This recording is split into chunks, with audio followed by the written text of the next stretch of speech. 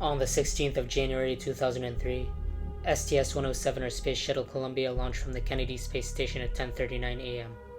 Approximately 82 seconds after launch, a large piece of insulation foam broke off the shuttle's external tank and hit the left wing, damaging it.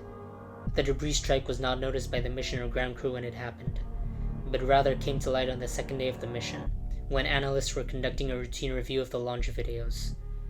Due to this event occurring regularly on previous space shuttle flights with no catastrophic results, NASA dismissed all concerns.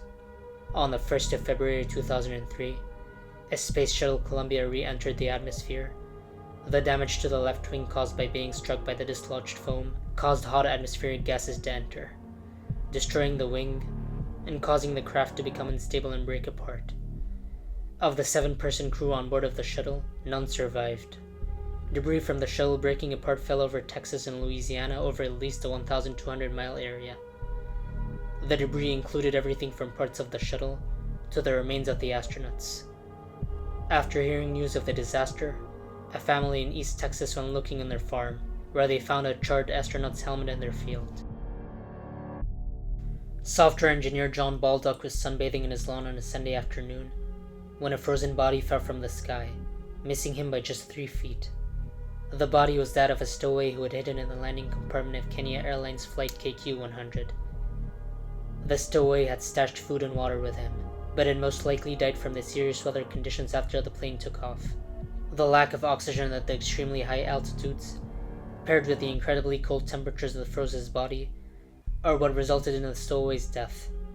His frozen body then fell 3,000 feet, after the landing gear compartment of the plane was opened.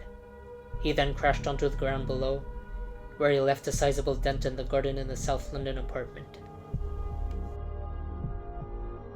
On the 5th of July 1930, 46-year-old bachelor George A. Stathakis decided to go over Niagara Falls in a barrel. George was hoping that the revenue generated from such a stunt would be used towards publishing his books on metaphysical experiences. George had built the barrel himself with the help of some friends. It was a massive barrel made out of wood and steel, 10 feet long and 5 feet in diameter, weighing nearly a ton. Despite being warned that the barrel was too big and heavy, George still took the plunge over the falls on the 5th of July 1930, accompanied by his pet turtle Sunny. The barrel would survive the plunge, but would be stuck behind the falls for 20 hours.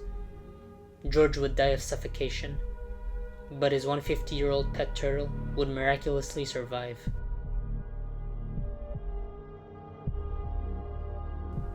A domestic flight from Jakarta to Pontianak, Indonesia, Sriwijaya Air Flight 182, was supposed to be an uneventful and short trip. But on the 9th of January 2021, only minutes after takeoff, the flight suddenly disappeared from radar, due to a faulty autothrottle and pilot error.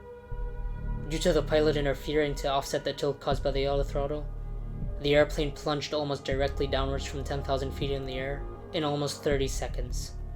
It crashed into the Java Sea, with all 62 passengers on board. Indonesian Navy divers were sent to sift through the debris of the plane deep in the Java Sea in search of any survivors, but none had survived. Body parts, fragments of clothing, electronics, and wreckage from the plane had all been recovered from the site of the crash. In this video, recorded by Navy divers, a Marvel backpack is shown deep underwater. Among the 62 fatalities from the crash, 6 were that of children. This photo appears in the 1973 report America Burning, the report of the National Commission of Fire Prevention and Control. The photo appears with the caption, "Many of fire's victims never awaken. Smoke, toxic gases, or lack of oxygen kill them while they sleep." This photo is of what seems to be an imprint left behind by a woman who had died of suffocation or sleep during a house fire. The soot settled around her, leaving a blank space where her body had been.